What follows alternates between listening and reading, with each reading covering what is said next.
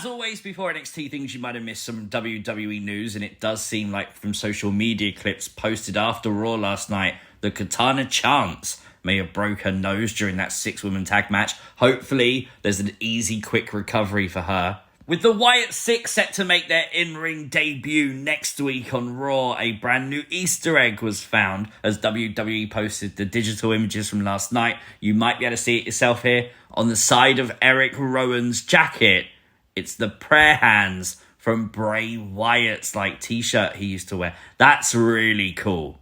But this is things you might have missed from NXT Great American Bash. Make sure you hit the like button, and if you are new to the channel, hit the subscribe button too. Can we start off tonight with a round of applause for Hank and Tank? These two were great tonight as they hosted the Great American Bash, having to pick locks, get past firewalls, and of course those horrible deadly lasers that they've definitely got in NXT to obviously come and start the show tonight the right way. And I really feel like the presentation of them doing the interviews backstage, just so cool. The comedy element was there, but they were doing it seriously at the same time. Genuinely enjoyed every second they was on TV. A top main event tonight as Thea Hale challenged for the NXT Women's Championship against Roxanne Perez.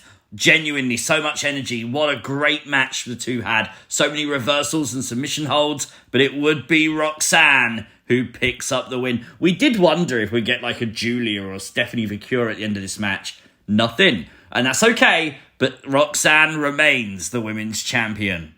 The Joe Hendry concert is one of the biggest reasons that people tuned into NXT tonight.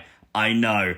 Do you believe? Because Booker T does. He's apparently the president of the Joe Hendry fan club. Poor Booker. Joe Hendry would tell us he's representing TNA, but Chef Shawn Michaels made sure he was here on NXT. And he also told us that Gallus got deported from Scotland for bad facial hair. Well, he may regret that because Gallus come out stopping the encore and they beat up Joe Hendry, hitting him in the back with a guitar, and Gallus stand tall. We would later have it made official that Joe Coffey will face Joe Hendry next week. But look at this, look. In the background, there's no one there, okay? And then someone emerges watching Joe Hendry. Who is that? Now, easy to say it's Joe Coffey, but why would you not show us Joe Coffey? Instead, it's just a blur. It's impossible to work out who it is. But is someone watching Joe Hendry? We had a really awesome promo tonight from Pete Dunne, and I really hope they replay this kind of thing on the main roster. He talked about being Butch. He talked about joining the Brawling Brutes and being abandoned by the Brawling Brutes as Sheamus went home, Ridge went off as things got tough, and now Tyler Bate is injured, and obviously he's been abandoned again. But Pete Dunne, well, he's built differently. And this promo really put him over. It sort of highlighted to you who Pete Dunne is.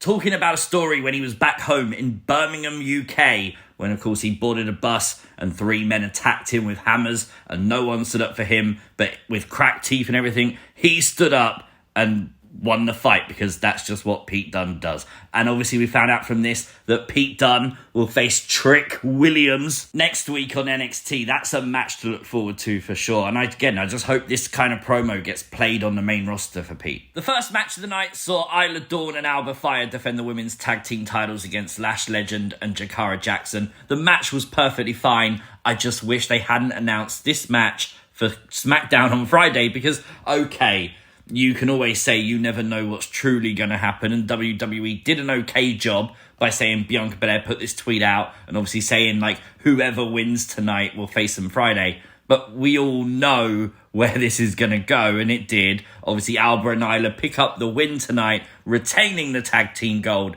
And it does take away a bit of the excitement from the match, doesn't it? Well, following the match, Oro Mensah was in the ring with Lash Legend and Jakara, and that would bring out the NXT champ All Ego Ethan Page. And no, Ethan Page's microphone is actually an All Ego microphone. And once again, Ethan Page would get pinned by Oro Mensah unofficially, but it is a 3 count as we set up for the NXT title match next week at Great American Bash Night 2. An intro promo video thing for Javon Evans happened tonight, and this was really good. Javon came across really likeable, just like me or you, a wrestling fan, telling his teachers to suck it, and of course, talking of his inspirations in WWE. Lots of mentions and obviously showing of Jeff Hardy tonight. Obviously an inspiration for Javon, but you know, the Hardy Boys have played no secrets that they're in TNA. They'd happily do the crossover with NXT.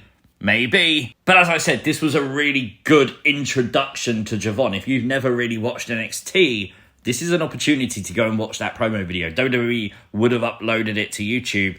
And honestly, you can't tell me after it you don't like Javon Evans. It's so good. A match was made backstage tonight between Cedric Alexander and Brooks Jensen. Brooks Jensen coming out with a Jimmy Rave tribute t-shirt. Very reminiscent vibe tonight from Brooks of Raven. That's the vibe I got from him. Very interesting. I hope we go down that kind of route. He faced off with Cedric, obviously, at the Great American Bash tonight. Very good match between the two.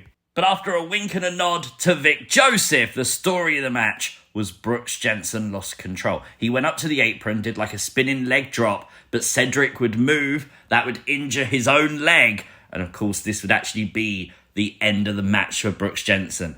Cedric would get him back in the ring, lumbar check. Big win tonight for Cedric Alexander. And then the story also, outside the ring, Sean Spears not happy at his new recruit, Brooks Jensen, losing. The Heritage Cup was on the line tonight with Tony D'Angelo taking on Tavion Heights. You guys know my thoughts on these matches. There did seem to be a botch in round 3.